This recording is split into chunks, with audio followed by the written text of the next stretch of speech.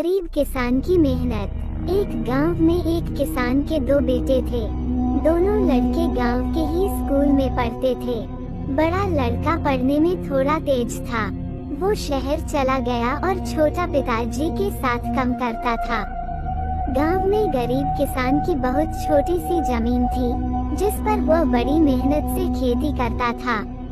वो सुबह जल्दी उठकर हल और बैलों को लेकर खेत की तरफ चला जाता और खेत जोतता, बीज बोता और दिन रात अपनी फसल की देखभाल में लगा रहता था। लेकिन एक साल की बात है, बारिश बहुत कम हुई। उसकी फसल सूखने लगी और वह बहुत परेशान हो गया। गांव के अन्य किसान भी चिंतित थे, लेकिन वे हार मानकर बैठे रहे। रामू ने अपनी हिम्मत नहीं हारी। उसने पास के नदी से पानी लाने का फैसला किया। रामू ने अकेले ही एक छोटी नहर खोदनी शुरू की। ये काम बहुत कठिन था, लेकिन वो रोज मेहनत करता रहा। कुछ ही हफ्तों में नहर तैयार हो गई। उसकी मेहनत रंग लाई और पानी उसके खेतों तक पहुंच गया। उसकी फसल फिर से लहलहाने लगी और कुछ दिन में उसकी फसल पकने लगी और उसे अच्छे दाम मिले और वह अपनी गरीबी से बाहर निकलने में सफल हुआ। गांव के बाकी किसान उसकी मेहनत से प्रेरित हुए और अगले साल उन्होंने भी नहर बनाने में उसका साथ दिया और वे लोग बड़ी नहर तैयार कर दिया और सभी की फसल अच्छी होने लगी और सभी किसान खुशी से झूमने लगे। शिक्षा, सच्ची मेहनत और लगन से कोई भी मुश्किल आसान हो सकती है। हार न माने, प्रयास जारी रखें। अगर किसान की मेहनत से आप खुश हैं तो वीडियो को लाइक और सब्सक्राइब करें प्लीज भाई लोग।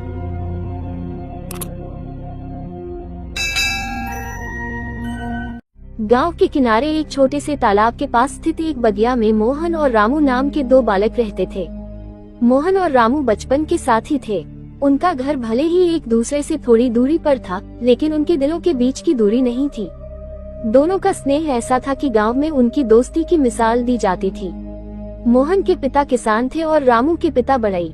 दोनों परिवार सादगी से जीवन व्यतीत करते थे। स्कूल के बाद दोनों तालाब के किनारे खेलने जाते और अपने सपनों की बातें किया करते। मोहन पढ़ाई में तेज था और डॉक्टर बनने का सपना देखता था, जबकि रामू को अपने पिता का व्यवसाय आगे बढ़ाने की इच्छा थी। बगिया का गुप्त कोना। एक दिन खेलते खेलते उन्हें बगिया में एक गुप्त कोना मिला, जहां ढेर सारे पुराने खिलौने और एक टूटे फूटे झूले का ढांचा पड़ा था। उन्होंने तय किया कि यह जगह अब उनकी गुप्त सभा होगी।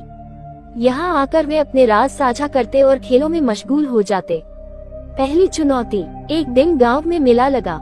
मेला बच्चों के लिए खास होता था, लेकिन इस बार उनके पास पैसे नहीं थे। दोनों उदास थे, पर हार मानने वालों में से नहीं थे। मोहन ने कहा, हम मेहनत करेंगे और मेला देखने जाएंगे। रामू ने सहमति जताई। दोनों ने गांव के घर घर जाकर छोटे मोटे काम करने शुरू कर दिए। किसी के खेत में पानी देते तो किसी के लिए लकड़ी काटते। कुछ ही दिनों में उन्होंने मेला जाने लायक पैसे इकट्ठे कर लिए।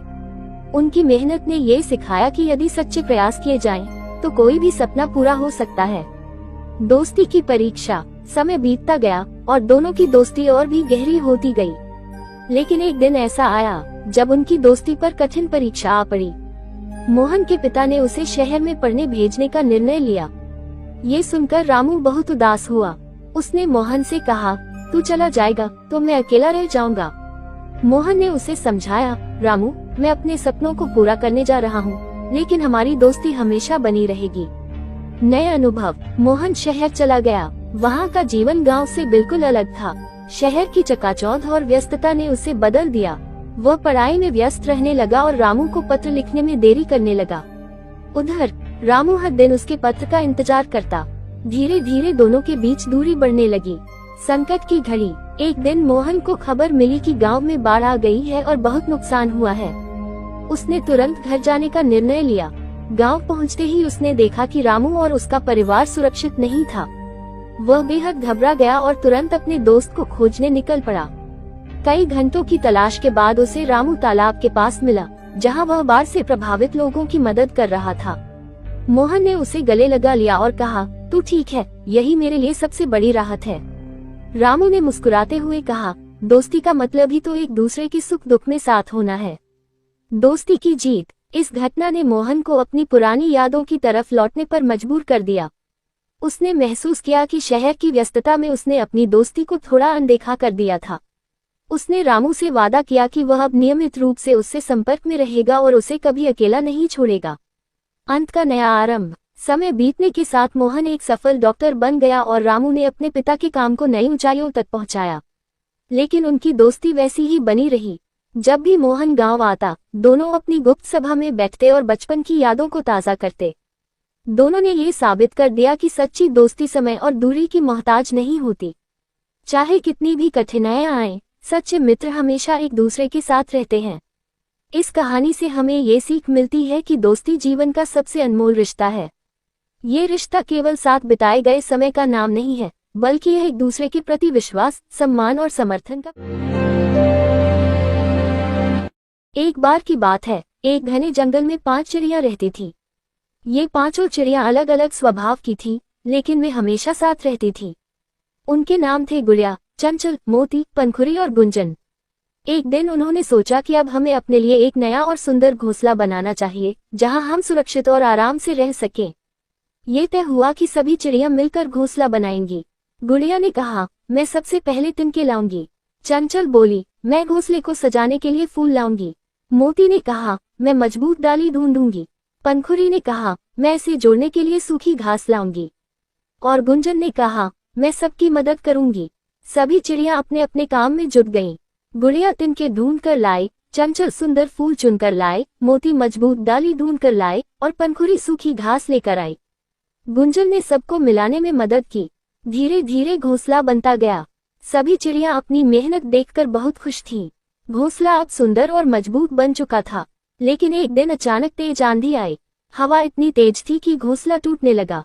सभी चिड़ियां घबरा गईं। गुड़िया ने कहा, हम क्या करें? घोंसला तो टूट जाएगा। तभी गुंजन ने कहा, डरो मत, अगर हम साथ रहें तो घोंसले को बचा सकते हैं।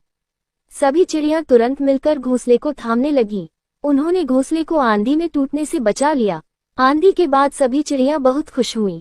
उन्होंने महसूस किया कि अगर वे साथ मिलकर काम करें, तो कोई भी मुश्किल उन्हें हरा नहीं सकती। इस कहानी से हमें ये सीख मिलती है कि एकता में ताकत होती है। जब हम एक दूसरे की मदद करते हैं और मिलकर काम करते हैं, तो हम किसी भी समस्या का सामना कर सकते हैं। 5 चिड़ियों की यह कहानी बच्चों को ये सिखाती है कि मेहनत और एकता से बड़ा काम किया जा सकता है।